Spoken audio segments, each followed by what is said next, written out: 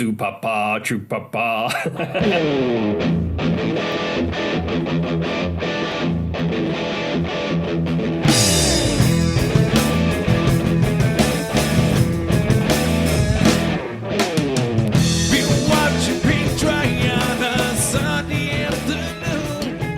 Hello and welcome, everybody. Welcome to the No Name Music Cast. My name's Tim, and this is Joy. And before we get going, I just want to let everyone know that we do have an Instagram page. We post some cool content out there, and I think some people are already signed up to it. But if you haven't, head over to Instagram, and it is the No Name Music Cast page on Instagram. You can sign up there. We post some images and things like that go along with the episodes. So please like and subscribe and do all that kind of cool stuff that the kids are doing. Tim knows because, you know, he has to say the kids are doing because it happened after 95. I'm down with the kids on Instagram and things. He actually is. You guys would be shocked. Tim is down with Instagram. He posts pictures of all of his journeys on the Instagrams, like the Cheesecake Factory and such. Sure. Well, I will not get involved with TikTok because it seems completely pointless to me. Well, I mean, I may be addicted to it, and it is completely pointless. But that doesn't stop me from looking at them. Yeah, I just like that. And like Snapchat as well. Is that still a thing? It is, but I don't like. I feel like it's a thing for young single people. Well, I'm neither of those, so I don't fall into that demographic. I'm in my 30s and married, so I don't really fall. I mean, I guess I'm on the younger side, but not like I'm talking like 25-year-olds. Not me. Yeah, it's not for me. I like I said, I'll post an Instagram picture of a bridge we went to see or something, but that's about what I'm getting involved with. This isn't the topic of the episode, by the way, everybody. No, and after this rundown on social media in 2021, it's now time to talk about the topic of the week. So, it is my turn to pick the topic, and I decided to be incredibly topical this week. So, this week's episode is going to be our ABBA episode. Which is well overdue, considering how many times we've talked about ABBA on this podcast. Absolutely. I mean, you know, I'm going to say most of my listening is guitar, rock, music-ish, I suppose. I mean, I have incredibly diverse tastes. I mean, I can listen to Nena Cherry and Guns N' Roses in the same session. I can listen to Katy Perry and Sepultura in the same session. I mean, if I like it, the genre is irrelevant. If it's good and I like it, who cares what genre it is? I even like sometimes, I don't may have spoken to this, I like contemporary gospel music. That's very rare. Okay, that one I don't have, but I do have my playlist can go from 0. I mean, when we did that one episode where I had to play like what the top 10 songs were, I'm pretty sure Paris Hilton was on there. Yeah, I think she was. Yeah, that was one of your picks on that episode. Along with The Clash. So mine is very varied as well. Exactly. So I've always had a deep love for ABBA. As I said, it's Swedish Power Pop at its very finest.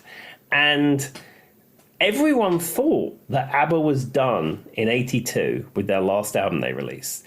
But in 2018, they got back together, recorded a couple of tracks, and then they never saw the light of day. And then there was some rumblings about them meeting again. And then all of a sudden, out of nowhere, in 2021, all these social media accounts appear, this website appears, and then there's this big press conference, and guess what? Not only are they back with a new album, they are back with a virtual stage show that's going to have real musicians, and them created by ILM, Industrial Light and Magic, turning them into their 1979 selves, performing new music. Well, and I think that for me, the stage show is the coolest part about it.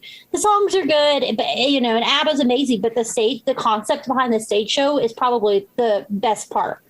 I really like the way they're doing it, and it's going to make it interesting, and it would probably bring in people who might not necessarily listen to ABBA or even know who ABBA is. Absolutely. And, you know, the thing is I mean, this hologram thing of having musicians who are deceased has been around for a while, and it's kind of not that great. But what's great about this is all those folks are still alive, that they fully have committed to this, that they want this to happen. They're working with ILM, they're putting the stage show together. And yeah, it's not like seeing ABBA at Wembley in 1978 or something, but it's probably the next best thing. You're going to see a state-of-the-art presentation. The theatre is purpose-built for them. The sound is going to be great. It's going to be a live band playing the music. I don't know. Is this ushering in a new era of semi-live performance for legacy artists that we hadn't previously thought of? Probably, and it'll be all these people who get their residencies or something in Vegas, and so even after they die, their residency just keeps going. It's just like a hologram of them or something. Who knows? But no, and especially because if you're buying a ticket for this, you know exactly what you're going to get. You know that those people are not going to be there, but you're getting a. How can I just describe it? It's like a Cirque du Soleil type presentation. It's like if you go to Vegas and you see Beatles Love, you know the Beatles are not going to be there, but it's a presentation of their music. Well, and then they even did that with Michael Jackson too, right? Didn't they do a hologram something with him in Vegas? I think so. And they also famously did an Elvis tour where they had Elvis on the big screen taken from one of his concerts, but they just isolated his vocal. And then they had Elvis's touring band on stage playing to a click track and then synchronizing the two. So if you went to it, you would see Elvis's band and you see Elvis on the big screen, but he wasn't obviously there because he couldn't be there. I'm not saying that Elvis was no longer with us because, we've discussed that previously on this podcast. I think like 4 times now, actually. And as ever, if you're listening and you want to come and sit in with us, we can send you a Zoom link on a Wednesday. You are always more than welcome. Yes, and that would definitely put us on the map, Tim. We could quit our job today, I think, if we got an actual Elvis to come on this podcast. Well, fabulous. Well, I tell you what, what I'm going to do is I'm just going to just go through some ABBA facts and what have you. Okay. And then what I'm going to do is I'm going to go through each album in turn, and I'm going to pick off some tracks that are good and ones that I like and stuff like that, and we can discuss those. Okay. So as we know, as discussed, ABBA is Swedish Power Pop, which may or may not be something that Alan Partridge said once, but that's beside the point. But there is Swedish Power Pop, and they were formed in 1972 in Stockholm by Agnetha, Bjorn, Benny, and Annifrid. And I'm sure you already know, but ABBA is their initials. Mm-hmm. Yes. So maybe some of our listeners didn't know that. They in 1974 they won the Eurovision Song Contest with Waterloo. Now, are you familiar with the Eurovision Song Contest? Probably not the way it was what I've seen of it and what maybe the Americans probably over. It's almost like it's the Eurovision one where they're absolutely ridiculous, over the top costumes, dancing under the water or something. Is that the one where they compete? Well, sort of. So it's been going for years and years. I mean, ABBA obviously won it in 74, but I think it'd been going since the 60s. And what would happen is that various countries within Europe would have this song contest, and they would have various heats and regional stuff going on in their countries, and then they would send them to wherever the contest was happening that year. And then what would happen is that they would all perform, and it's a very long broadcast, maybe 4 or 5 hours long, and each of the countries would perform. And then each of the countries would then vote on all the others. They obviously couldn't vote on their own, but they would vote who they liked, and then who got the most votes obviously won the contest. And I think in later years there was a phone-in element. You could phone in and make a thing like that. And it all started off very nice and things like that, and especially in the 60s and the 70s. But what happened during the 80s and the 90s is it started getting political. So certain countries wouldn't vote for certain countries, or certain countries would only vote for their favourite country. And it just became a thing. And in the early 2000s, there was a band from Finland called Lordi. and they were like a shock metal band, similar. They're not like Wasp. It was like Gwar, like where they all wear masks and costumes. I saw the YouTube video of that one. Yeah. And they won, and it was absolutely fantastic. But what is in recent years? Why does it seem like as it became more and more dramatic? Like, are the bands trying to outstage each other? Because, like, from what I've seen in recent years, it's like people dressed up to the nines or something. Yeah, I think with music in general, certainly in the 60s and 70s, the visual aspect wasn't as important. But as you got into the 90s and the 2000s, as with any music, it seems to be the visual aspect is the most important part, especially if there's voting that people can do at home and everyone's watching it on TV. It would make sense. It makes sense that it would look outlandish. Mm-hmm.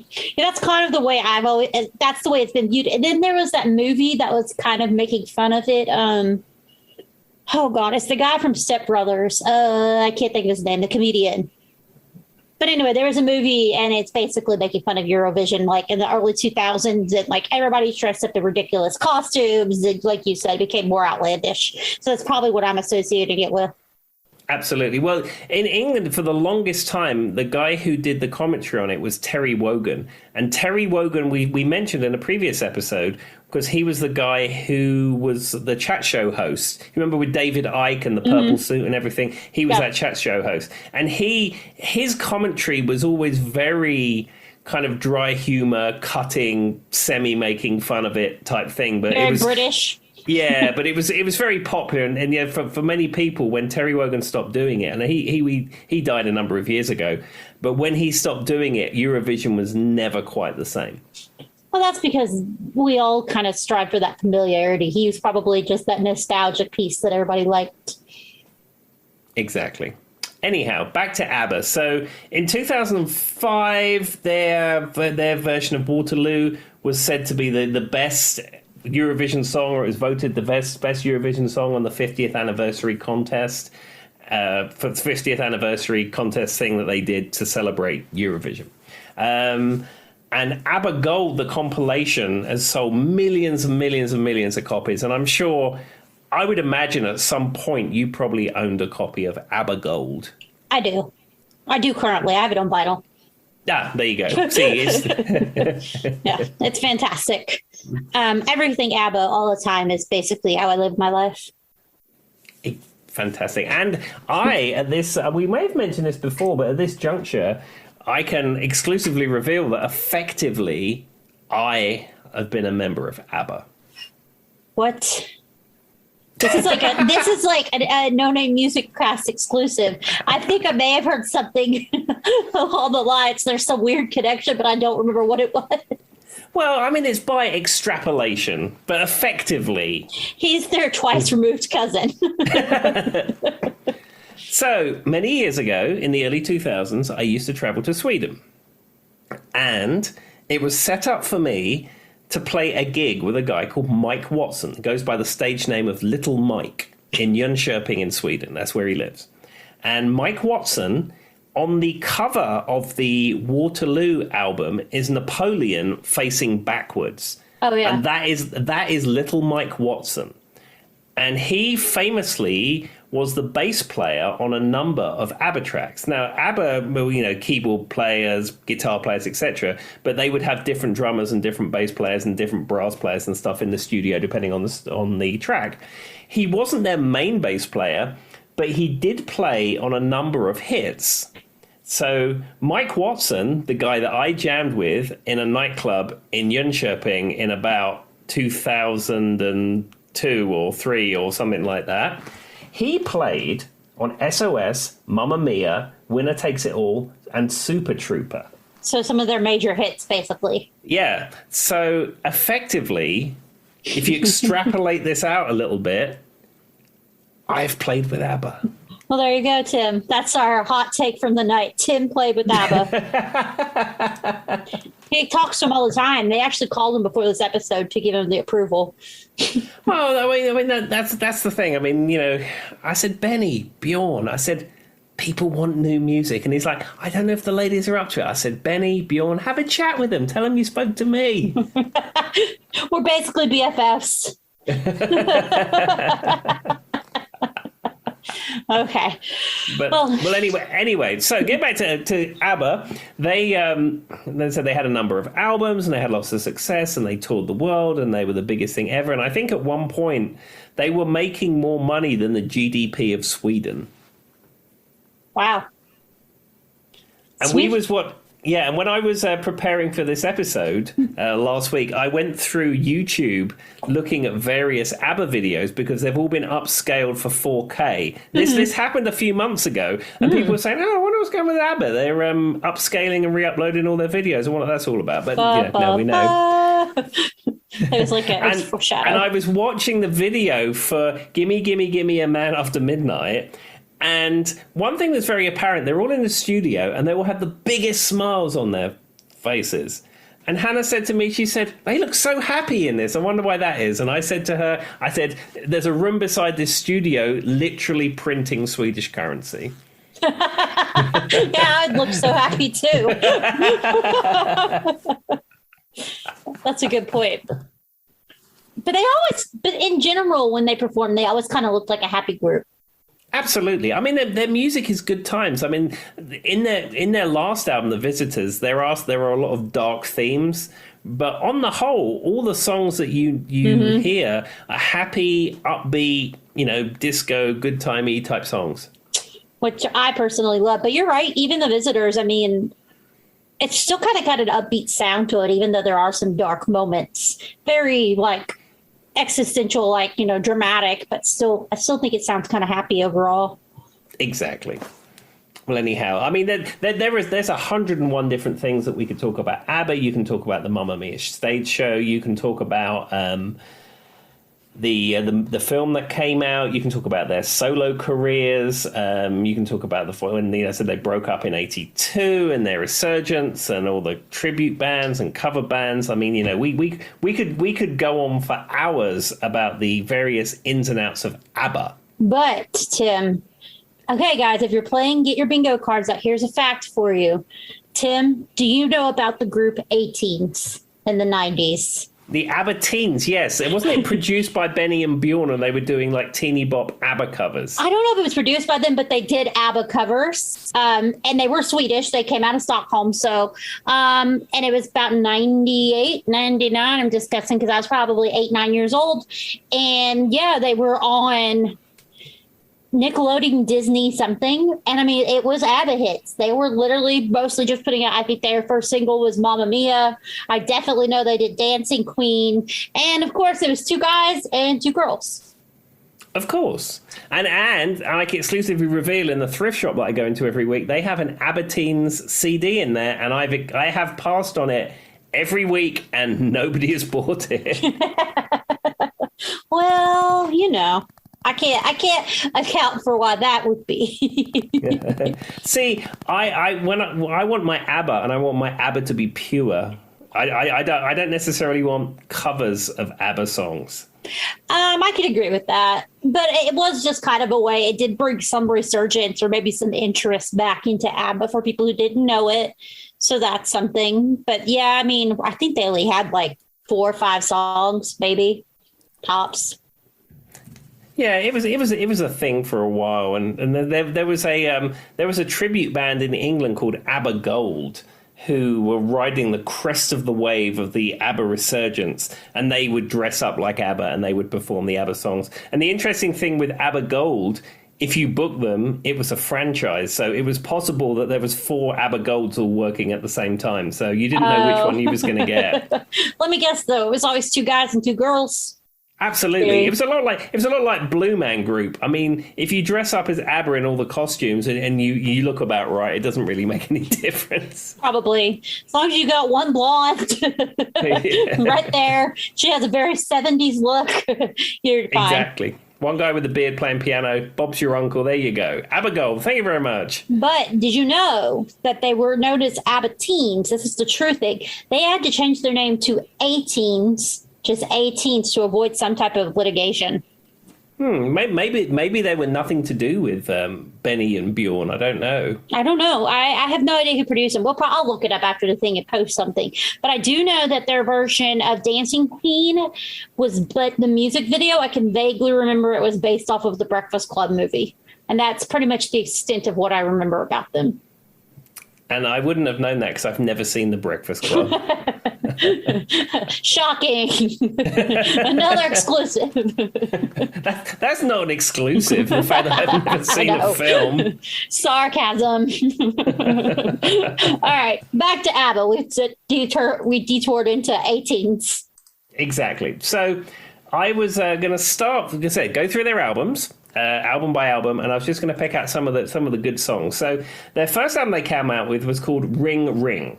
And what's interesting is when that album came out, originally it was not credited to ABBA. It was Bjorn and Benny, Agnetha and Frida.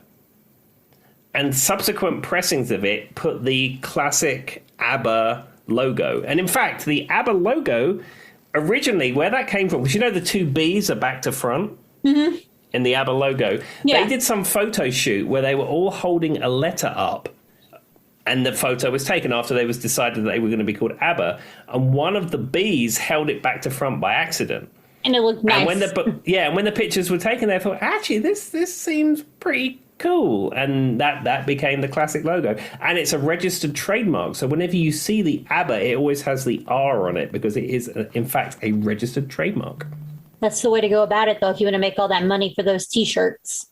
Exactly. Well, I think back in early ABBA days, I don't even think... I mean, merch was a thing, but I don't think it's the same thing that it is now. Yeah, that was some foresight, I think, because I'm sure you can go on Amazon now and buy 1,000 ABBA T-shirts in that gold lettering with the black background or something. Oh, goodness me. I go to the ABBA Voyage website for the new album. The album doesn't even come out for almost 2 months. That you can pre-order like 6 or 7 variants of the vinyl. There is 3 variants of the CD album, and then there's 2 songs that they've already released. You can get them both on CD single and on 7-inch vinyl about 3 different ways. And then there's T-shirts, and then there's sweaters, and there's drink holders, and everything. I tell you what, they've started cranking up that Swedish krona printing machine again. I mean, were they one of the bands that hated each other at one point? Well, they were married as couples, and then they got divorced. And I thought they weren't, like, they didn't want to be in the same room or something for a while. I mean, it wouldn't surprise me. I mean, if you got divorced from your significant other, do you want to be in a creative thing and go on tour again? Probably not. But I think stuck on a tour bus with them 24/7. Yeah, I think they worked through it. And I mean, now, I mean, they said now. I mean, it's water under the bridge and everything's fine and what have you. I mean, that makes sense, but I was just curious if they were at one point in time, I thought I'd heard they hated each other, but they say that about like every band, and you never really know when it's true and when it isn't. No, but it's ABBA. It's good time music. How could they hate each other? And as Tim has said, when the little money sign starts popping up in their eyes, it's crazy how much people can start to like each other again. Exactly. But I tell you one thing about ABBA and the money. So in 2000, ABBA was offered $1 billion to do a world tour, and they turned it down and they said, we're not interested and we don't need the money. I wish I had the money to say I'm not interested in $1 billion. Well, you think like $1 billion, that's the headline amount. So you're going to lose 50% of that to tax. That's $500 million.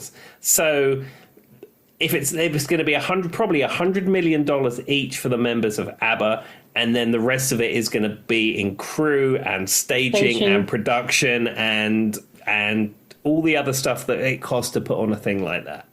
Yeah. So again, that's an absurd amount of money, more money than you and I will ever earn in our lifetimes. However, if you have ABBA money, is that worth it? That's true. That's like for me, like is it worth it for me to buy this and put it on the internet and sell it for all that work if I'm only going to get $10? You know what I mean? So that's my equivalent. Yeah, exactly. But and apparently the ladies in ABBA didn't much care for the touring, and I think one of them is actually afraid of flying and sort of tolerated it because she had to, but out of preference doesn't want to fly anywhere. That makes sense. Well, and I mean, in today's age, you always imagine if there are people who are still using studio or still on road buses, I imagine they fly a lot more nowadays than they used to. I don't know. I think a lot of tours, especially in the United States, is done on a bus. Because you still have to haul all the equipment. Well, I'm talking about the actual artist might fly, but the equipment's going on a bus. Yeah, I think it depends on what sort of level that you're touring. I don't think Beyonce is on the bus. I'm just saying. I think she's taking the private jet. Mind you, there was a great story about Whitney Houston. Do you remember? I think it was 2009, 2010. There was that big volcano that went off in Iceland. Yeah. And it grounded all air travel in Europe for like 3 or 4 weeks. Do you remember smoke? That? Yeah, I remember seeing pictures of it on the news. Yeah. Because I live right next to Heathrow Airport at the time, and there was no flights because they weren't allowed to fly. And I think in the end they figured it out and they let them fly, and it was fine. But Whitney Houston was in the UK performing at like Birmingham or somewhere like that. And her next performance was in Ireland. Now, of course, being Whitney Houston and the diva that she is, and the wealth and the influence that she brings to her touring entourage, she had a private jet scheduled to take her from wherever in England to Dublin for the next thing. But of course, all air traffic was grounded. So she ended up on a ferry, a car ferry, going from like the north of England over to Ireland, and people said it was really bizarre to see this kind of diva entourage on this grubby car ferry. Gotta do what you gotta do, Tim. Exactly. At least she was willing to do it, you know? But there you go. Show must go on. I mean, she is the queen of the one take singing in her studio. One song, one take, and it's done. Exactly. Bam. That's amazing, though. You know, there's like 4 or 5 of her songs that she sang in one take. It's crazy. Yeah, I could believe that. And also that Christina Aguilera's Beautiful was a one take. Yeah. And I think there's 1 or 2 Mariah Carey songs they say were one take. I'm sure there's some males who've done it. Those are just the ones I could think of off the top of my head. But yeah, Whitney did. There was a few different songs she did in one take, and they said they barely had to do any editing on it at all. Well, her voice was that good. I can tell you on when I record stuff at home, sometimes it's one take, but often there's a bit of copying and pasting going on. My problem is if I want to sing something and I want to record it, mine is never one take. It's 74 takes, to the point that Charlie wants to come in and throw something at my head if he has to hear me sing this song one more time. You are getting the best performance. You're laying down your soul into the microphone, and we're extracting the best. Say that to him at 3 a.m. when I'm singing karaoke and he's heard whatever song it is 47 times and he wants to go to bed. Well, I can tell you when I worked on that track with you, the bulk of that track was one take, and I think I used some of it off a second or a third take. There was a couple of bits I preferred on the way that you did it, but the bulk of it was all one take that you did. So that I can say I am in connection with Whitney Houston. If Tim could be a member of ABBA, I can be Whitney Houston's second cousin. Removed for that reason. All right, back to ABBA. Okay, back to ABBA. So we've spoken about Ring Ring, and the main track on that album is the song Ring Ring. Which, to be honest, also it has the track Nina Pretty Ballerina, but I don't know if you're familiar with that track. I know Ring Ring, and I have heard the ballerina song, but it's not something I've listened to. I mean, it's like one of those songs that like is in my playlist that occasionally comes on, but I'm not seeking it out. Exactly. Okay, so we move on to their next album, which is Waterloo, which, as I said, has Mike Watson on the cover, being Napoleon facing backwards. Mike, my friend Mike, as I hang out with Mike often once in 2003. Yes. Well, let's just start by saying Waterloo is always it is one of those songs that I realize is probably vastly overplayed for some, but I could hear it again and again and again and again, and it does not get old for me. The actual song album. It's one of those defining ABBA songs. I mean, that is the song that launched them into the world via the Eurovision Song Contest. Yeah. And I mean, it's very interesting how you could take something like the topic of Waterloo and make it into a pop song and do such a good job with it. Like, how random is that? Exactly. And I don't know if Waterloo is one of the songs where they did this, but what I didn't realize is that ABBA had a huge following in Latin America and re-recorded a number of their songs in Spanish. I really wonder, I would like to hear Waterloo in Spanish if it exists. Possibly. I think it is, because on their YouTube channel, they actually have a Spanish section where there is not only recorded in Spanish, but they have an accompanying promo video in Spanish too. Interesting. Well, I would say they're universally popular everywhere, so I could see why it would benefit them to re-release it in Spanish. That's true. But what was unique about ABBA at the very beginning of their career, lots of Swedish art, obviously there've been Swedish pop music and Swedish rock music since the beginning of time. And there's a whole historical thing about why do pop artists always come out of Sweden. It's like a big thing. Yeah, exactly. But what was unique about them from the very beginning of their career, they decided to meet an international audience. They decided to sing mostly in English. I mean, they sang some songs in Swedish, and there are Swedish versions of ABBA songs. But the ones for export, if you like, were always sung in English. And then, like, the new songs for the Voyage album that's coming out, none of that's in Swedish. It's all in English, because English is the international language of music to some degree. Well, and it's the international language of business. But the other thing is, and this could just be what I've learned, but I've learned a lot of those countries like Sweden and they like, especially when I was watching stuff about like Dennis Pop and Martin Max and all those producers out of Sweden that do all the music for pop music, they said that, I mean, they learn English from such a young age that they use it pretty much standardly for a lot of things in Sweden anyway. So, I mean. Yeah, I mean, as I said, I've traveled to Sweden extensively in the early 2000s. And one thing that's very striking is, yes, everybody you meet speaks English and perfect English. Yeah, they never have an accent for some reason. No, I mean, some people speak with a Swedishy twinge to their voice. Some people speak with an American twinge to their voice because they're used to watching US media, which is interesting. But apparently after the Second World War, a lot of you meet some older people where German was decided that was the second language that you should be learning. So a lot of older people do speak German, but most people, younger people, people my age or even older, all speak English, and it's 100% perfect English. And like you say, people are taught that from an incredibly early age. The other interesting thing is that when you're in Sweden, it's very fashionable for a lot of slogans in advertising and slogans in shops and things like that will be written in English. Yeah. So you would see, say, for example, Coca-Cola. You see a Coca-Cola sign, and then it will say, Coke, it's the real thing. And that will be in English. And then underneath it might say, 20% off this week, Coca-Cola multi-pack, or I don't know, whatever. But it's very fashionable that you get that slogan in English. And when you hear, especially young Swedish people speaking, they will be speaking Swedish to each other. And then they might say, hey, that guy over there, he's a right hottie in English.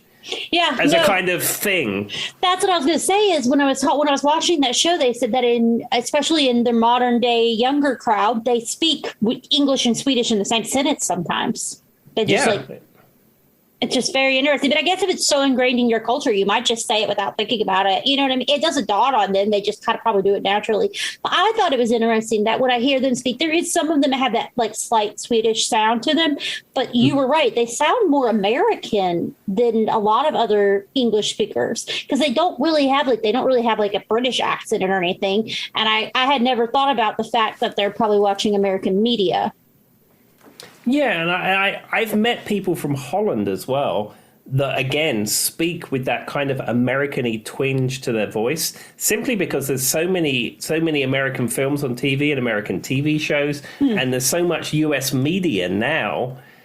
If you think, if that's predominantly how you're hearing English spoken, Yeah. it's obvious that's how you're going to end up talking. It's just interesting considering how close how much closer they are to other European countries that, speak English. But I don't know, whatever. I was learning French. There was a big push from like what's known as the francophones. I don't know if you've ever heard that term, a francophone, but they were like, even though the international language or the international language of business is English, there's a big push from the older French people to not use English. They were very anti-English. They're called francophones. Mm-hmm. And even like when you're talking about a computer, no matter what language you speak in, usually it's still called computer. I don't know if you know that or not, Tim. It's just an international word that's used consecutively, computer. But the French had this big push to not adopt those type things, and they were still calling it un ordinateur, which is the French term for computer. So it is interesting to me, but I wondered if there's any like older people in Sweden and things like that kind of try to hold on to the Swedish language too. Yeah, I would imagine so. I mean, Scandinavia as a whole, Sweden, Norway, Denmark, English is so widely spoken. I mean, like you said, you can go to Paris, and if you can't speak French, you can probably wing it, and there's going to be someone begrudgingly that's going to speak English to you. Germany, English is probably wider spoken, and they probably won't be quite so begrudgingly talking to English to you, but Sweden, Norway, Denmark. I've never been to Finland, but I'm sure it's much the same. Yeah. You go into a shop somewhere and you speak English, and not only are they happy to talk English to you, they're delighted because they want to practice their English with you. It's That's fun. That's just how it is. Huh. Yeah, when I was in Greece, I will say, especially like the majority of people were speaking English in Athens because it's a touristy area. But what was cool was the tour guides that were riding I watched one of the tour guides speak like 7 languages within an hour, because you had all these different European people on vacation and Americans on vacation, and you know what I mean? And Greece is like a pretty popular area, I guess, for them to go to. And one of the tour guides there, I swear to you, Tim, he spoke like 7 languages. It was crazy. I was like, where does this all come from? But then I have to remember they have to learn that to kind of cater to the people visiting. Exactly. I can't even get my head around that. I attempted to learn German once when I was much younger, and I bought Linguaphone, which was like a book and a CD series. Yeah.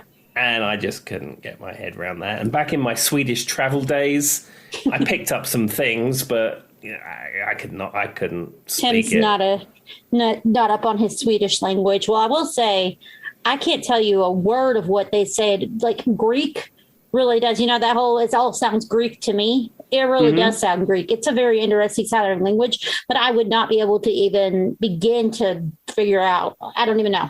And partially because it's not a Latin-based language, so that makes it much harder. All right, this was not a podcast about languages. I don't know where that came from, but we were talking about Waterloo, and the other song that's really great on Waterloo is Honey Honey. Yeah, that is a great track. That's one of my other favorites. And I like the way they used it in the Mamma Mia movie, which Tim says he has seen the live show, the opening, which she's talking to the guy she's getting married to. It was a nice way to bring that song in there. Yeah, I saw the Mamma Mia stage show in London's West End, and it was actually on New Year's Eve, 2007, 2008, something like that. I can't remember. But we saw it on New Year's Eve. It was a matinee performance. Well, I absolutely love Mamma Mia. And so right before I went to Greece, I put it on as inspiration because it does take place in Greece. there you go. There you go. All right, well, let's get back to these ABBA albums. So the next album that they had out after Waterloo was the album ABBA, just called ABBA. Now, the original cover of this album has the ABBA name just written in squirrely characters, but in subsequent pressings of it, that's about when the logo was established. And then, in fact, the CD copy I have of this has the classic ABBA registered trademark logo on it. So this came out in 1975. So from what I know of that one, I've seen it. They're sitting on a car, or like in a car, right? That's like the album cover. I mean, that one has Mamma Mia on it. It's the first song, right? Yeah, I mean, you're opening strong with Mamma Mia. I mean, that's fantastic. And then SOS is on that one.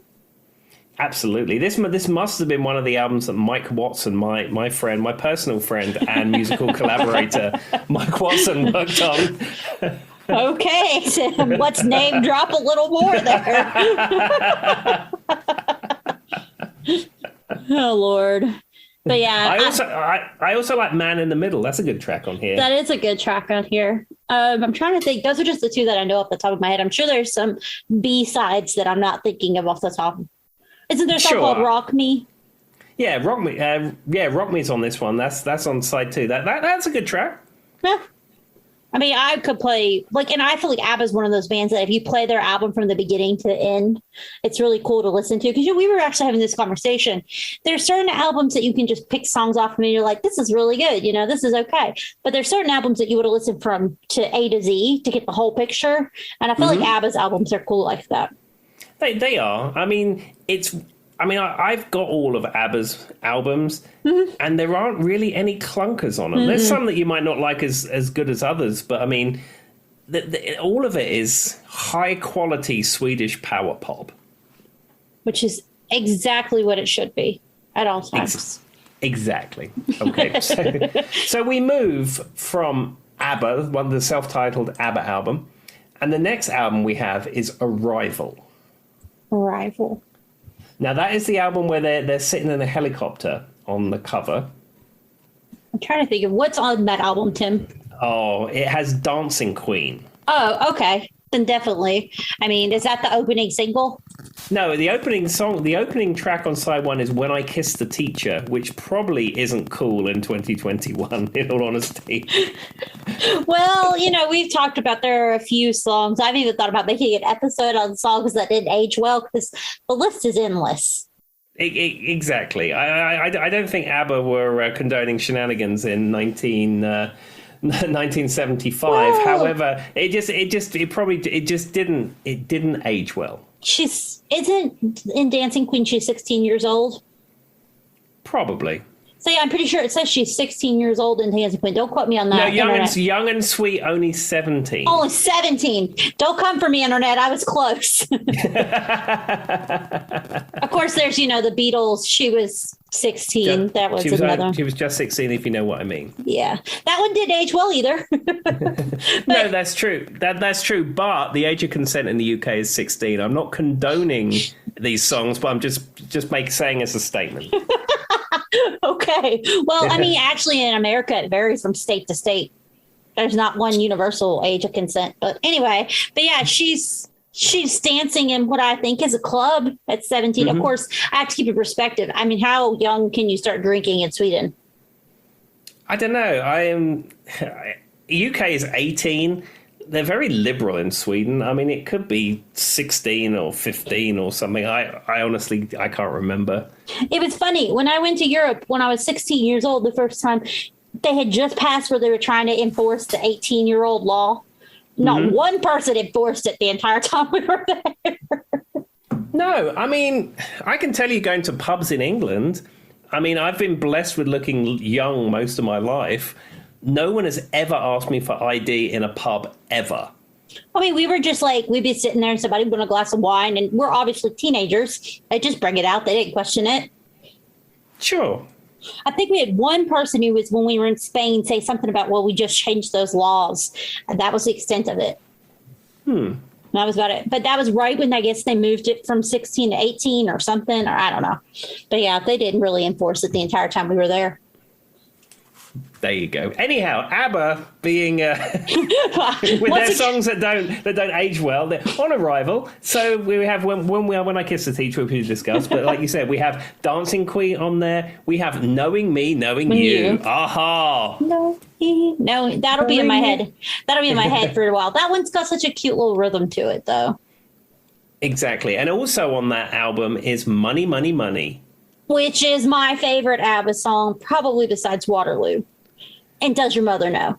Does Your Mother Know is a great song, and I think that's coming up on one of the albums we're going to discuss in a minute. But Sorry, Money is great. Yeah.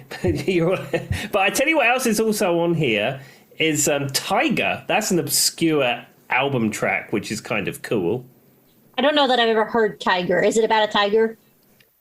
Maybe it's. I don't think maybe it's a literal tiger. I think it's maybe a metaphorical tiger. I don't think they're talking about an actual tiger. Well, I thought maybe they were going to be on that. What was that TV show everybody was watching last year? Tiger King or something. Maybe it was the theme song. Yeah, they were ahead of their time. They were preparing us for it. Yeah, I don't know that I've heard of Tiger. I don't know. Maybe, possibly, potentially. Yeah, it's on there. The other cool track on this album is Arrival, which is the last track on the second side. Now, that is an instrumental. Well, it has like kind of a orchestral vocal type thing, but it doesn't actually have lyrics. The cool thing is, are you familiar with the UK band The Darkness? Yes. No, I didn't know if you was. No, I was being sarcastic because that's one of my favorites. Okay, I have a really funny story I have to tell you about that, Tim. So when I was in high school is when I Believe in a Thing Called Love with the monster and the spaceship and the guy who looks like he's in the 80s hairband. So I was just being sarcastic when I said, oh, yes, but I absolutely love The Darkness. And in my French class, the kid in front of me, his name was CJ. Every day between like when the teacher was talking or I would hear him going, I believe in a thing called love, just for like 5 months straight. Every day that kid was singing it. And so I spent 5 months of my life with that stuck in my head. Anyway, continue. What about them? Well, they always come on to Arrival. Before the show starts, they always play Arrival. That's awesome. But they kind of have that big, larger than life kind of orchestra sound. So I see how that could work. Exactly. And an interesting rock and roll connection fact to The Darkness, Lee Aaron from Freak Jam fame, his drum tutor for a while was Darby Todd, who is a fantastic drummer. He's a well-respected drummer who's actually now playing with Devin Townsend. He's a great guy. And he played with The Darkness for a short period of time when they were in need of a drummer, and he played the Isle of Wight Festival with The Darkness. Oh, wow. And also, Justin Hawkins had a side project called Hot Leg when The Darkness was not active for a while, and he was the drummer in Hot Leg. Because they were active for like the early 2000s, and they like broke up, and then they got back together towards like 2010 or something. That's correct. I think Justin Hawkins had some problems that he was working through, and they wasn't working out, and then they let it go for a while, and then they came back. But the other thing is, were they? So to be honest, in America, they weren't that popular, which is probably why you were like, "Were you familiar with them?" And I was just being sarcastic because I love them. But I feel like they only had like 2 songs in America. I know of at least. I Believe in a Thing Called Love, Growing on Me, Get Your Hands Off My Woman, Love Is an Only Feeling. I know a few of their songs because I seek them out. But were they bigger in Europe? Yeah, that first album, Permission to Land, all those songs that you mentioned were the hits. They had a few other hits here and there from their different albums, but One Way Ticket to Hell and Back was one of them off the album that came out after that. But I mean, they have a good following, but as far as a top 40 hit, they weren't. I don't think they ever reached that same kind of success. Though I would say, Get Your Hands Off of My Woman, there is a hilarious radio edit of that. And he sings, and I quote, "Get your hand off my woman, ho, ho, ho, ho." Because he's not going to say "Get your hands off my woman" the words how the lyrics go. Yes. So he just goes, "Get your hands off my woman." Ho, ho, ho, ho. Well, that's kind of like the radio version of Buck Cherry. Have you ever heard? Yeah. That was pretty bad. The radio version of that Buck Cherry song has just got the audio just muted out. Hey, you're and you, because you just have to ridiculous. Fill in the blanks yourself. Yeah. Now I want to know if there was a "Get Your Hands Off My Woman" kids pop version, as we discussed in previous episodes. That would be amazing. I like how I loved the way you guys couldn't see it, but Tim's face when he was singing that made it even funnier. Well, we recorded I Believe in a Thing Called Love with Rough Justice on our demo that we did a number of years ago. Yeah. And the very high bit, I actually did that for the high part. It's a very high song. I mean, Hogg Paul did a fabulous job, as he always does, singing stuff. But it was decided at the time in the studio that little falsetto high bit, I was going to do it. So I did it in the style that I just presented to you. That's Tim's falsetto, if anybody was wondering. That's how it sounds. Okay. All right. So we've talked about the darkness. Back to ABBA. Okay. So they had an album after that. We're moving on to their discography called ABBA The Album.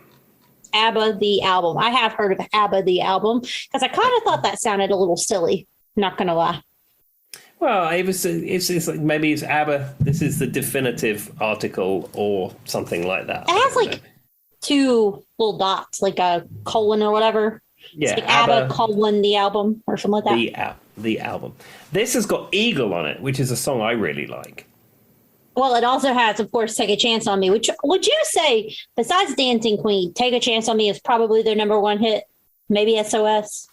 Well, it's hard to say because Dancing Queen, Take a Chance on Me, SOS, Money, Money, Money, Gimme, Gimme a Man After Midnight. I mean, where does it end? I mean, how can you say what is their most popular song? Voulez-vous, oh, goodness me. Super True. Yeah, but I would say, for me, the one that I think I've heard the most, besides Dancing Queen, which I'm going to come out and say it, I could deal without hearing Dancing Queen ever again. Sure, and especially if you was in and around pubs, bars, parties, discos in the UK in the mid to late 90s, you just didn't need to hear that ever again. Well, and if you grew up with a mother who really liked disco, in Joy's case. That's true, but let's focus on the other songs on ABBA the album. So we have Eagle, Take a Chance on Me, The Name of the Game. That's a great one. Fantastic. And of course, this album has Thank You for the Music. Amazing. And Thank You for the Music is a great song. When I used to go out in Moroccan Soul playing private parties and what was their name? Moroccan Soul. I've never heard you say that one before. This is a band I played in for a number of years. It was M.O. Played in 19 bands. I can't even begin to go into how many bands I played in. But in Moroccan Soul, it's M.O. apostrophe ROCKAN and then soul. More rock and soul. Moroccan Soul. Oh, I was thinking like a maraca. Never mind. Yeah. So we used to go out and play parties, private functions, corporate events with Moroccan Soul. We were very successful. It was a very good band. Lots of great musicians in that band. And one thing I noticed is that at the end of an event, especially if you work with an event coordinator, they want it done at a certain time. Mm-hmm. Because there may be staff there that need to go. There may be a curfew when you have to cut the noise off. So I developed this way of using Thank You for the Music. So often I would run the disco between the band slots and after the band. And running a disco at a party isn't really that hard. In all honesty, you need 25, 30 songs. You know what people are going to dance to. And it's obvious. Oh, look, there's some ladies on the dance floor. Let's put, I don't know, It's Raining Men on there. Or ladies. It's not rocket science. But I Will Survive. There you go. If you have a dance floor full of ladies and you put I Will Survive on, the place explodes. Anyway, it's not like a particularly difficult science. However, say you're pumping it out and you got I Will Survive going and it's like 3 minutes to 1 a.m. and you need to clear that dance floor off and not annoy everyone. What do? Everybody else plays Closing Time. But anyway. No, you don't do that. You put on Thank You for the Music. So Thank You for the Music, it instantly has a name recognition. Everyone knows that song. So it's not like you're putting a dud on where everyone's going, oh, you play something else. So you put that on. But it has an incredibly long, drawn-out beginning, which means that 50 to 60% of your dance floor is just going to go. It's not really a dancing song. It's not a dance song. However, when it gets into it and it goes, thank you for the music, like all the people on the dance floor are super into it and drunk are all going to hug. And they're going, thank you for the music, the songs. And then it has like a long drawn out ending and everyone's going to clap. Mm-hmm. And then you can throw the lights up and everyone thinks they had a great time. Yeah, I can see that. And I appreciate the non-use of Closing Time for the clichéness of it all. Exactly. Anyway, if anyone listening who wants to know how to put on a cheesy disco if you're at a party, there you go. You can have that one for free. That's part of Tim's tips. Maybe we should do a No Name Musicast tip of the day on Twitter or something. I don't know. How Tim gets his food for free today. Oh, I had a free sandwich from Firehouse Subs. I celebrated my Firehouse birthday yesterday. Whoa. Tim has a different birthday every month depending on what restaurant it is. As I've said before, when you sign up for their pick it up in the shop app, they don't want proof of your driver's license when your birthday is. You just keep a little spreadsheet and know that, I don't know, Chipotle is February and Firehouse is September and I don't know, Your Pie Pizza is June. You just have to keep track of that. And then you get a little email and go, hey, happy birthday. Free sub for you. Yay. I had my legit birthday in July and I hadn't used my free coffee from Panera. And I did go do that recently. So that was something. There you go. That was something. But on another note, I just got a message, Tim, reminding me of my Elton John concert I'm signed up to go to. Yes. Yay. All right. Not related to ABBA, but I am excited for Elton John. More ABBA. As you should be. Okay, so we move on to their next album, Voulez-Vous. That's one of my favorites. Exactly. This has the title track Voulez-Vous on it. It has I Have a Dream. Angel Eyes is on there. And the track that you spoke of, Does Your Mother Know? Which is my favorite. It's probably my favorite, besides maybe I do like a lot on The Visitor. But I love Does Your Mother Know? And I don't think that one's as known as some of the other ones. I feel like you hear it, but not as often. No, I would say for me, the definitive version of Does Your Mother Know is off the original ABBA live album. And it's not sung by the ladies, it's sung by Benny or Bjorn. I can't remember which one.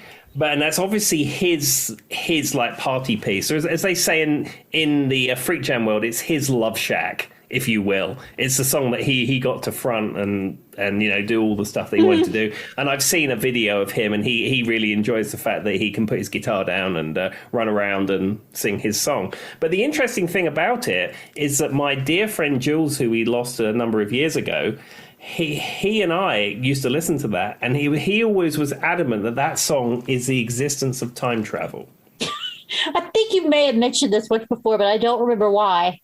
Yeah, because there's two guitarists in the ABBA backup band, not by Benny or Bjorn. One of them plays in an incredibly similar style that he used to play in, and one of them plays in a similar style that I play in. And they trade off licks, and it's weird that this guy plays a lick is exactly like Jules would play, and the other guy plays very similar to some of the licks that I would play, and he would always tell me that was the proof of the existence of time travel. You guys heard it here first, everyone. So I think we may have discussed that once. I remembered something about time travel and ABBA, but I couldn't remember the exact reason why. Yeah, no DeLorean required. All you need is a Volvo. Also, though, how interesting is it that, with Voulez-Vous, where he goes, aha, take it now and leave it, aha, whatever. How much of that song is just them going, aha, and how much that sells it? Exactly. And I think that is where I must give you, I'm Alan Partridge, so you're familiar with these various Partridgeisms I go on about. Okay. but Alan Partridge goes, aha! That's the thing that he does. And there is a version of, well, it's not even a version of this song. There is an Alan Partridge ABBA medley. Mm-hmm. And I watched it the other day, and it is still superb. And I'm going to put it up in the Facebook group because it is fabulous. Does he do the ahas in that song? Yep, he does indeed. Of course. Why would I have even questioned that? I've got to really get it on my Alan Partridge. He's a household name in my house, but I'm like, I don't know what to put to him besides what Tim says. Well, you see, you have the Partridge superfans like me, Tony. Ian's wife is a big Partridge fan, and Phil is an even bigger Partridge fan than I am. He sent me a great book, which is everything that's ever happened in the Partridge universe. And thank you once again. Thank you, Phil. But he is a bigger fan than I am. Then you have some other people like Gilbo who cannot stand Alan Partridge. So maybe the Partridge universe is decisive, but the ABBA love is wrapped up in the ABBA world to some degree. They commingle. They commingle. Well, what was this one? The Thank You for the Music. I wanted to tell you, I was looking at the album cover because I Googled it while we were talking. And that one, they did a version of that song in Spanish. So that was one of the ones you were talking about. Yeah. Thank You for the Music. Yeah, I'd be interested. I mean, I know you know native Spanish speakers, so I would be interested to know, is their Spanish good or is it David Lee Roth Spanish? I will send it to my older sister and let her give us an actual write-up. Because, like, it says, gracias por la música is what it says on the thing. So thank you for the music is what it says. But, yeah, that's one I would be curious. She talks about, Christina Aguilera. We were talking about her earlier. Christina Aguilera is obviously her last name's Aguilera. So she's got some type of Spanish. I think her dad's Spanish. She did a whole set of Spanish albums. And my older sister said, and for those who don't know, my older sister is married to a man from Mexico, and she pretty much speaks pretty fluid Spanish. They speak mostly Spanish in their household. So she's a good person to talk to about this. She said the problem with her album was, yeah, she was speaking Spanish. Technically the words were there, but it was Spanish with the most American sounding Spanish you've ever heard. So Everything, there was no attempt at all to sound Spanish in any way. And I don't mean just like roll your R's. She's just saying like that was her problem with it was it didn't sound. Yes, they were Spanish words, but it didn't sound Spanish. So I'd be curious to see how she feels about like their accents when they sing in Spanish. The whole ABBA thing. And I was curious about that because I said I mentioned David Lee Roth before because David Lee Roth in the 80s recorded Eat 'Em and Smile exclusive in Spanish, the whole thing in Spanish, and supposedly he works with a Spanish tutor and all this kind of stuff, but native Spanish speakers say it sounds terrible. It sounds like someone reading it phonetically off a page, and it just is bad. Yeah, and that's what you said. And Christina Aguilera doesn't really speak Spanish. Not like Jennifer Lopez actually speaks Spanish. So when she sings in Spanish or speaks in Spanish, it sounds like a Spanish speaking. You know what I mean? Her family's from Puerto Rico. It sounds like someone who actually speaks Spanish. But she said Christina Aguilera was obvious she had never really been around like native Spanish speakers to record the album. So. Well, there you go, Joy. Maybe in the next episode that we record, you can report back and you can tell us how good ABBA's Spanish is to a native Spanish speaker. I'll be curious to see if she can get her husband Alvin to listen to it and see what he says. He'd probably be like, what in the world is this? It's like, why am I listening to ABBA? What's going on with this? I don't even know if Alva would know who ABBA is. Anyway. But there we go. Anyway, so we move on to the next ABBA album. And this is Super Trooper. And then for people who don't know, a Super Trooper isn't a cop in the United States who does a fabulous job. A Super Trooper is a kind of follow spot light that's used in theatre productions and music productions and stuff like that. It's a very bright light that follows you around. That's what a Super Trooper. That's what they're saying, that tonight the Super Trooper is going to find me in the song. Yeah. Exactly. And that's what it is. And it's actually a registered trademark owned by Strong Entertainment Lighting. So I'm sure they probably got clearance to use the Super Trooper name for this album. Anyhow, this album has the song Super Trooper, which again is a great song. And it has The Winner Takes It All. Amazing song. And also Lay All Your Love on Me. Again, a great track. Song. There's so many. Actually, all three of those songs are amazing. The Winner Takes It All, though, is one of my favorites when I feel like yelling something or screaming a song at the TV. And I absolutely love I don't know if it would be counted as a harmony. Maybe not technically, but when they're doing the Tonight the Super Trooper, that's the Super Trooper part, the sound where the two ladies, I don't know if it's technically a harmony by music standards. And that sound, though, that the way they make the word super sound is very distinct.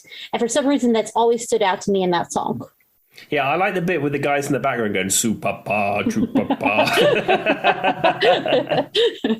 How did that go again? Super. If anyone wants a soundbite, super pa, super pa.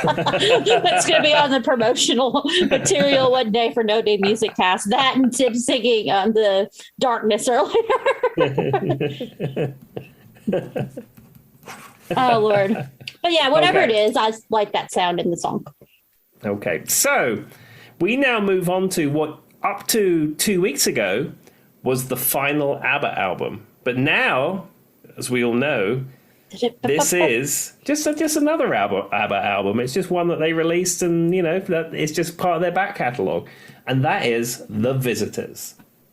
Which I can actually give Tim some credit for. I had kind of forgot about The Visitor. Like, I had heard it, but I hadn't listened to it as much as I really should have until Tim mentioned it being one of his favorites. And I went back and listened to it. And then I had to listen to it like 74 times over because it is so cool. It is such a cool album. It is. And I said some lyrically, it's actually pretty dark. Yeah. And there's a lot of kind of dark themes that are mentioned on the songs on here. But as ever, the production, the musicianship, the songwriting, absolutely first class. I want to say maybe my favorite ABBA album. I mean, the other albums all have the hits. Mm-hmm. But then this one, I don't think many of those songs were released as singles. If you go onto their YouTube channel, I think there's a couple of these songs have videos for them. Was Slipping Through My Fingers a single? Maybe not. I'm not sure. I think One of Us was a single, and maybe Two for the Price of One was a single as well. But they didn't chart as well as like the classic ABBA songs that we discussed previously on this episode. But I mean, all of these tracks, the song "The Visitors," and the video is so cool too. Yeah, Head Over Heels, All Is Said and Done, Soldiers, Let the Music Speak, One of Us, Two for the Price of One, Slipping Through My Fingers Like an Angel Passing Through My Room. Every track, bam, bam, bam, bam, bam. And that's one of those albums that you listen from the beginning to the end, and it's just really cool to hear it kind of play out. Because it's like The Visitors, because that is like obviously the title track for the album. I realize this, but it's almost like an introduction to the album in a weird way. I don't know if I'm the only person who got that, but that's the way it seems to me. And then the rest just kind of paints a picture. Yeah, it sort of sets the scene because it has a very slow build, and the way she sings at the beginning is almost sort of it's a harmony, but it's almost like a robotic-y type tone to her voice, and then it comes in with that track and that whole ba ba ba ba ba ba, and it's got a really cool guitar line. Yeah, it's almost like an intro song for the album to me. Like, it feels like it's just bringing, because like, and I love the video to The Visitors. We're in the red room and everything. But I would say that, and then like an angel passing through my room, the closing song really does feel like it's kind of like bringing it all full circle and closing the track out. It's a very interesting album. Yeah, I mean, it's only 37 minutes long, but I mean, it is is fabulous. And an interesting rock and roll fact about The Visitors, the CD of The Visitors, this came out in 1981. So in 1982, we had the compact disc came out, or was released commercially in 1982. And The Visitors album was digitally recorded and digitally mixed and mastered, which is one of the first albums for that to happen. And their album, The Visitors, was one of the very first CDs ever pressed. There were some test pressings of classical music that Philips did when they were developing the format. But as far as actually pressing the first commercially pressed CD, it was The Visitors. Huh. I didn't know that, but I guess with the time period, it makes sense. Also, if you said it came out in 1981, I'm fairly certain that's when one of them had divorced. Like that year or something. Yeah, and that is why a lot of those themes are very dark. Because I think they were both divorced at that point. There was a lot of stuff going on in the background, and they weren't really touring. It was obvious that ABBA was coming to some kind of close. Though they never said they broke up. They always said, well, we're working on some more music and we're taking a rest, and we'll probably do another tour, and they just drifted off. The two ladies went off and had solo careers. Benny and Bjorn started writing Broadway and West End musicals and working with other people. And then it just kind of just drifted out into the ABBA sphere. But here's my fact. You're talking about the digitally mixed version that they did. Do you know what one of the first ones was though? It was Billy Joel's 52nd Street. Yeah, Billy Joel's 52nd Street was the first commercially available CD in the United States. There you have it, everyone. It's my one piece of information I brought to the, the podcast. Let me tell you, Joe. I've got involved in this vinyl idea, and I've got some great records, and I have a collection and what have you. But I tell you what, I was there in '82 when it started, and I'm still there spinning those silver polycarbonate discs read by a laser. And as Tim has politely said, the hipsters haven't gotten their hands on them yet. No, so as soon as some hipster with a hemp bag full of CDs with a beard decides they're cool again, that's when you know they're coming back. As he's straight with vinyl. Though Charlie has been doing pretty good at finding some original copies of vinyl. I still listen to it occasionally. It's the thing about it. Oh, this is going to sound really dumb, Tim, but maybe you know the answer. Why is old school vinyl so much thinner than the modern day releases? Do you know why? Well, 180 gram vinyl, the new thicker stuff that you get now, is what's deemed you're supposed to have a high quality release. The idea of 180 gram vinyl is it doesn't warp as easy as regular, like, it's not super because thin, the other ones are flimsy. Yeah. And it's supposed to quote unquote sound better, but I mean it really doesn't make any difference at all. I think it just justifies the price of them being £35, $30 a pop. That's the problem with it. That's why you have them. The problem, of course, is that I've had so many 180 gram vinyl copies warp. Mm-hmm. I had my Guardians of the Galaxy one was warped when I bought it. Yeah, you buy them and they're warped, they're badly pressed, they have surface noise on them, they're not good quality. And you buy some piece of junk from the 70s that's on the thinnest record you've ever seen in your life, and you put it on, it's perfectly flat, and it sounds amazing. I was listening to, I don't remember which Dolly album I have. I have an original pressing of one of Dolly's original albums, and it's much thinner. We were having this discussion last night when we had some vinyl playing, and it's much thinner, but I swear to you, it sounds better. And it's not warped. As soon as I brought my Guardians of the Galaxy, I had the double one. That's like the special one for the exclusive for the movie, even though I mostly just like the music because it was a really good soundtrack. As soon as I brought it home, I had to bring it back. It was warped. I mean, like extremely warped.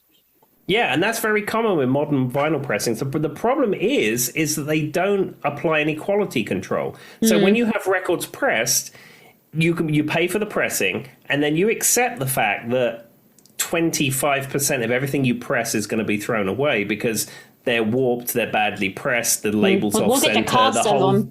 Yeah, that kind of stuff.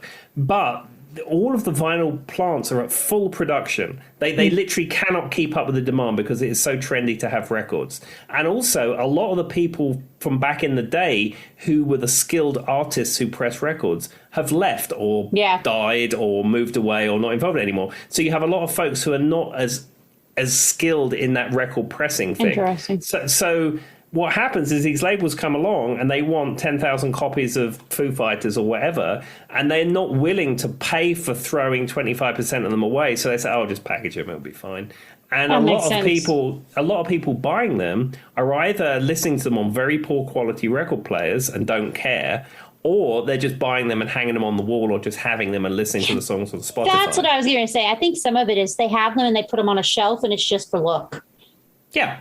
Because like me, as soon as I put one on, I could tell like if I've had one that's been warped, like as soon as I put it on, or if like I need to adjust, the speed and everything, I instantly know because I have that ear. But I imagine there's a subset of people who are buying vinyl just because it's cool and just putting it up on a shelf and never actually listening to it. Sure, and I think that represents a large proportion of the people that are into it. I mean, I've more or less stopped buying vinyl. There was some, like, I bought Brian May's reissue album on vinyl 2 different times because there was 2 different pressings I really wanted. I'm a super fan. I wanted all of the pressings available because I'm a huge fan, and that's why I bought them. But the thought of going out and buying, I don't know, anything that comes out that I'd like to listen to, I would probably buy the CD now, because I know that if I buy the record version, the likelihood is it's not going to be pressed well, it's going to have surface noise, it's going to be warped, the hole's going to be off center, it's just not going to be good. And they can have these 180 gram pressings, but they're just not going to be any good. Sometimes you get a good one. I have Daft Punk's Random Access Memories. Yes, it came from a digital master. However, on my system, the records were completely flat. It sounds glorious. It sounds better than any digital copy I have of that record. Whoever pressed it and mastered it knew exactly what they were doing. Well, Tim, we're two different people because the most recent record that I bought was the Clueless soundtrack. Oh. And it sounds awesome. Well, you were lucky. You got a good one. It wasn't warped. Didn't have surface noise. It was on lucky. sale too, so there you go. Perfect. Well, anyhow, we're about to wrap this episode up, but before we wrap it up, we are going to talk about the new ABBA album. Yay! Hasn't even come out yet. Comes out on the 5th of November 2021. I have pre-ordered this album in a limited edition CD box set. Comes with stickers and badges and postcards and, I don't know, Swedish krona in the box, or I don't know. It comes with stuff, and it will be their 9th album when it comes out. And there's 2 songs have already been released from this album. There's a ballad called I Still Have Faith in You. Mm-hmm. And there is the track Don't Shut Me Down. And this track, in my opinion, stands up with anything ABBA have ever released ever. Don't Shut Me Down was amazing. Yes. Like 10 out of 10. The other song's okay, but Don't Shut Me Down was a great release to get people to want to go to this concert tour and buy this album and all that stuff. Because they're doing, it's 2022 when they plan on touring.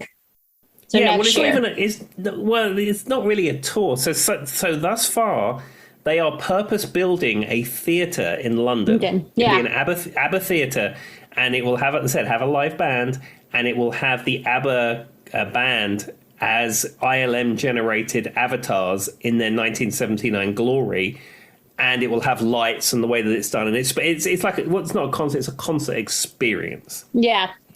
And I think the plan is it's going to be in London for however long it's going to be there. And then I heard that they're thinking of bringing it to Vegas, or they're thinking they're bringing it to some other locations where it will sit as a theatre show rather than be a touring entity. Though I don't know. I don't know how this will pan out. So I went on the website just to see if I have yet to find one concert that is not sold out yet of the tickets. And I was just curious to find out what the prices were. And because it varies between about 50 euros up to 337 euros. But I mean, every one that I clicked, just out of curiosity, sold out. Sold out. I looked on the Ticketmaster UK site, and I think it starts, general admission is like £29. And then if you go up to the seats that are better, it's like £140, £150. And then they have like these dance booths where like you and 6 of your friends can have a whole miniature dance floor. And I think that's when you start getting into the high pound, euro, dollar prices. Well, let's just see. So out of curiosity, I'm going to check. So I know it's all like, if you're back, there were some that were available. The first one I could find was like October, but like the June, May, July, all the ones where people are really on vacation was sold out. So if I want a dance booth, how much is it going to? 2 people is 306 euros. That's not terrible. Yeah. No, it's not too bad. I'm sure after the initial flash of interest has gone, you'll be able to get tickets. And I think they're more or less showing this show, if not every day, it's like more or less every day. And if you're down close to, so there's a stage and there's, general admission. General admission is about 70 euros. If you're down close and you want an actual seat close to the stage, you're looking at 100 to 200 euros. It's not terrible, but I was shocked. It took me going through multiple months to find a concert that hadn't sold out. So their marketing and putting that song out worked. Yes, absolutely. And I mean, the album, when it comes out, will have 10 tracks. They've released all the names of the tracks, but we won't know. We won't know anything about what the rest of the music is like until the 5th of November when it comes out. But I'm sure if it's anything like Don't Shut Me Down, ABBA will be releasing a winner. And, if it wasn't good quality, they wouldn't release it. They don't have to do this. Benny and Bjorn in that interview when they released it said they don't need the money. They're doing it because they like it. And I think they're thinking of ABBA's legacy, so they wouldn't release an album of subpar material. Well, and what's interesting is, and Tim, you could testify, when we were on the Zoom chat with some of the Freak Jam people, I mean, it was one of the first things everybody brought up. Like, everyone had heard about this within, 5 minutes of it going live? It feels like... Yeah, and I mean, the folks from the Freak Jam community, I mean, they're all very broad-minded music fans who like all different kinds of stuff. But if you had to characterize them as all the kind of genre of music they like, most of them are guitar, rock type people. But everyone has broad tastes. But, if you had to say that's one thing that most of them have in common, it's like rock guitar music. But like you say, everyone was talking about the ABBA reunion. So, I mean... Yeah. So that just says something. And I think that I think what Tim, you posted the link in our chat 2 seconds after Tim was like, join. So we were all right there on it. All right. Well, I think that's a good way to end this. And I will send the thank you for the music, the Spanish version, gracias por la música, to Stephanie, and we will find out what she has to say. Fantastic. And with that, we say goodbye till next week. See you later.